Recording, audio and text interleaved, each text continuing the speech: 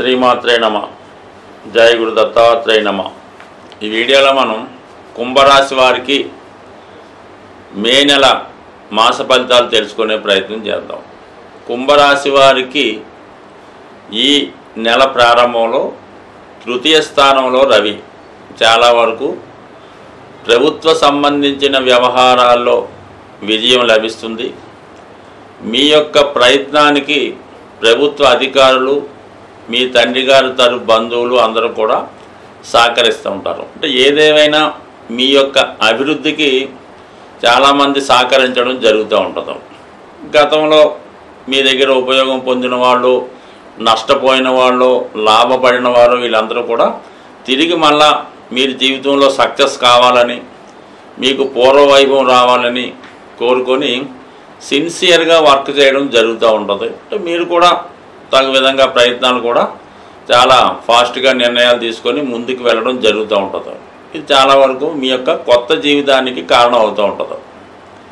ఇక మనకి 6వ స్థానంలో కుజుడు.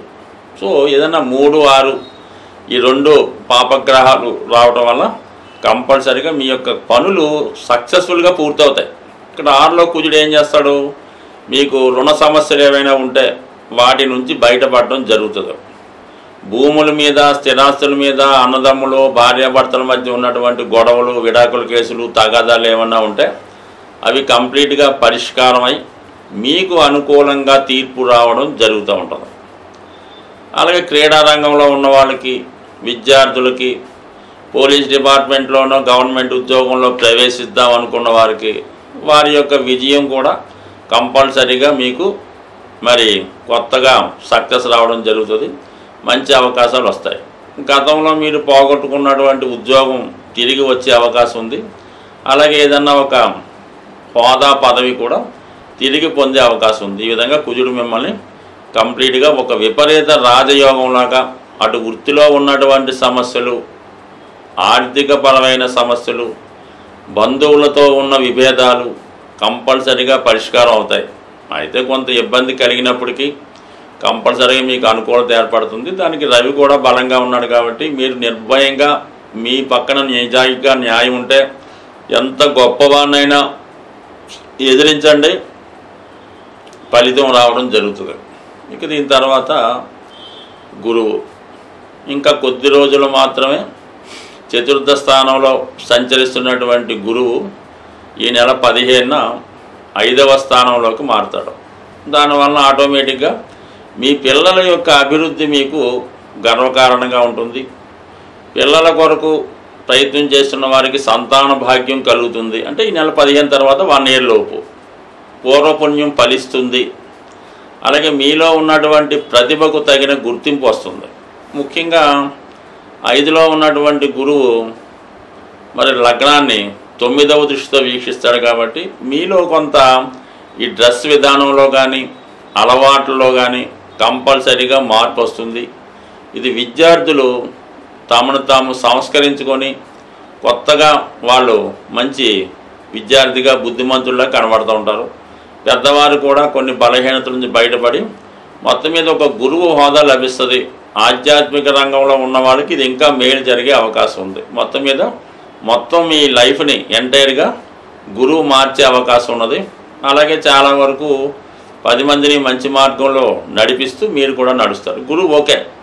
అయితే ఇక వచ్చిన ఇబ్బందల్లా రాహు ప్రస్తుతం కుటుంబ స్థానంలో ఉంటూ మీ యొక్క కుటుంబ వ్యవస్థని, ఆర్థిక వ్యవస్థని చిన్నాభిన్నం చేసినటువంటి రాహు తిరిగి మళ్ళా మీ కుంభరాశిలోకి ప్రవేశించబోతున్నాడు.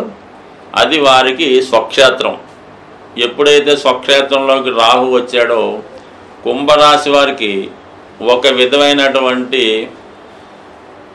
లక్షణాలు అవ్వచ్చు, ఆలోచనలు అవ్వచ్చు, అలవాట్లు అవ్వచ్చు మారడం జరుగుతుంది.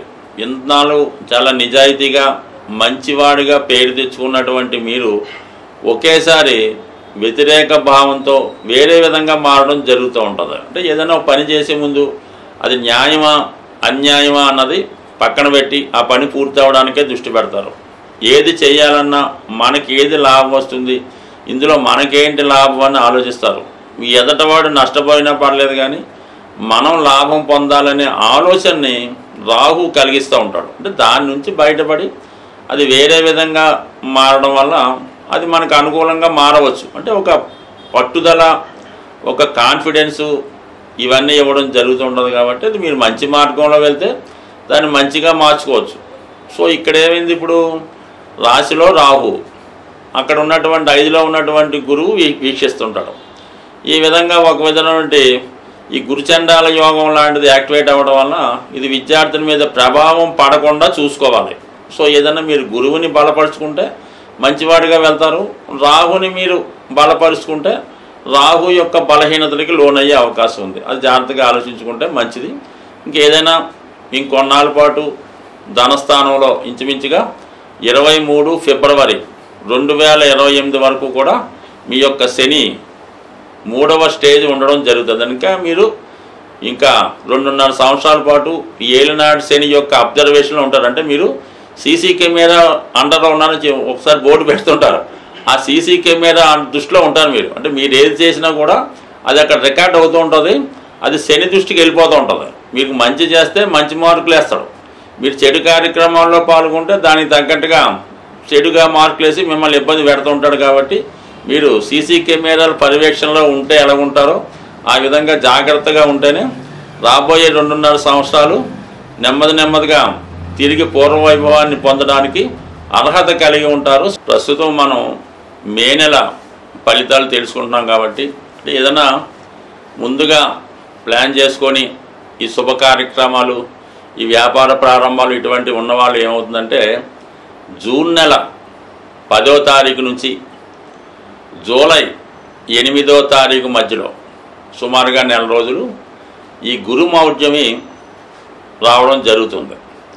ఈ గురుమౌఢ్యం జరిగినప్పుడు సాధారణంగా వివాహాలు చేయడం కానీ, శుభకార్యాలు, కొత్త వ్యాపారాలు, గృహప్రవేశాలు లాంటివి సాధ్యమైనంత వరకు చేయకుండా చూడవలసి ఉంటుంది. అంటే మొత్తం మీద ఏంటంటే మనకి జూన్ 10వ తారీఖు నుంచి జూలై 8వ తారీఖు మధ్యలో అంటే ఏదైనా వివాహం కొరకు దానికోసం ప్లాన్ చేసుకున్న వాళ్ళు ముందుగా తెలుసుకుంటారని ఇది కొంతవరకు మీకు సూచనగా చెప్పడం జరిగింది. అందువల్ల అంటే ఏదైనా మీరు శుభముహూర్తాలు అలాంటివి ఏమన్నా ఉంటే మళ్ళీ మీకు జూలై 8 తర్వాత ఉండే అవకాశం ఉంది. అయితే మళ్ళీ ఈ భాద్రపద మాసం, ఆషాఢ మాసం ఇవన్నీ ఉన్నాయి. కాబట్టి ఈ పెళ్లి విషయంలో అనుకున్న వాళ్ళు ఈ మోడాన్ని కూడా గుర్తుపెట్టి దాన్ని బట్టి ముందుకెళ్తే మంచిది. బట్ దాని తర్వాత ఏంటంటే మరి ఈ నెలలో మేజర్ గ్రహాలు మారుతున్నాయి. కాబట్టి అందులో ముఖ్యంగా గురువు మారినా పెద్ద ఇబ్బంది ఉండదు. ఏదో మంచి చేయడం మొత్తం మీద ఎవరికి అపకారం అయితే కలిగించడు. కానీ ఈ రాహు కేతువులే చాలా వరకు ఇబ్బంది కలిగిస్తుంటాయి. అందులో పైపెచ్చు ఈ రాహు స్వక్షేత్రమైనటువంటి కుంభరాశిలో ప్రవేశించడం, అలాగే కేతువు సింహరాశిలో ప్రవేశించడం వల్ల సాధారణంగా అధికారులు అలాంటి బలహీనపడటం వల్ల రాహు స్వక్షేత్రంలోకి వచ్చినప్పుడు కొద్దిగా సంఘంలో, లోకంలో, దేశంలో అక్రమ వ్యవస్థ ప్రారంభమవుతూ ఉంటుంది అన్నమాట. ప్రతిదీ కూడా అనెతికల్గా, ఇల్లీగల్గా వ్యవహరించడం, ఏదైనా సరైనటువంటి క్రమశిక్షణ, న్యాయ వ్యవస్థ లేకపోవడం జరుగుతుంటుంది. అది వ్యక్తుల మీద కూడా ప్రభావం చూపుతుంటుంది. కాబట్టి కంపల్సరీగా మరి ఈ జ్యోతిష్ శాస్త్రాన్ని ఎవరైతే ఫాలో అవుతుంటారో అటువంటి వారు ఈ మే నెలలో కంపల్సరీగా ఒకసారి విఘ్నేశ్వరుని యొక్క అనుగ్రహం కోసం అవకాశం ఉన్నవాళ్ళు గణపతి హోమం చేసుకోవచ్చు. లేనివారు విఘ్నేశ్వరుని గరికతో అర్చన చేయించుకోవచ్చు. అలాగే రాహు యొక్క అనుగ్రహం కోసం, అమ్మవారి యొక్క అనుగ్రహం కోసం చేయించుకుంటే చండీ హోమం చేయించుకోవచ్చు. చండీ హోమంలో పాల్గొవచ్చు. దీంట్లో అమ్మవారి కుంకుమర్చన అది చేసుకుంటే మంచిది. బట్ ఏదైనా ఈ రవిగ్రహానికి మనం నిరంతరం సూర్య నమస్కారం చేసుకోవడం, రాహు కేతువులను పూజించుకుంటే చాలా వరకు ఏ సమస్య లేకుండా చాలా అనుకూలంగా రావడం జరుగుతుంటుంది. బట్ బాగా సింపుల్ రెమెడీ ఏంటంటే అది చూడడానికి చిన్నగా ఉంటుంది కానీ అవకాశం ఉన్న వాళ్ళకి కుదురుతుంది, అందరూ కుదరపోవచ్చు. ఏదన్నా గోమాతని సేవ చేయడం వల్ల, అంటే మన గోశాలలో ఉన్న, ఎక్కడ రైతుల దగ్గర ఉన్నా సరే ఆ గోవు దగ్గర కొంతసేపు ఒక అరగంట 15 నిమిషాల్లో కాలక్షేపం చేయడం, ఆ గోవుకి సంబంధించినటువంటి ఆ పరిసరాలు శుభ్రం చేయడం, శుభ్రంగా గాలి తగలగా ఏర్పాటు చేయడం, ఏదైనా రకరకాల పదార్థాలు అక్కర్లేదు కానీ ఎంతసేపు గోవుకి పచ్చగడ్డి, పెట్టడం వల్ల చాలా వరకు అంటే గోవుని మీరు చక్కగా సంతోషపరిస్తే మీ గ్రహాలు మొత్తం పరిష్కారం అవుతాయి. అందువలన గోవుల్ని పెంచడం, పోషించడం, ఆ పెంచుతున్న వారిని ప్రోత్సహించడం కూడా, అందువల్ల ఏంటంటే ఏదన్నా గోశాలకి డొనేషన్ ఇవ్వడం లాంటివి చేయడం వల్ల కూడా గ్రహాల యొక్క అనుగ్రహానికి పాత్రలయ్యే అవకాశం ఉంది. స్వస్తి.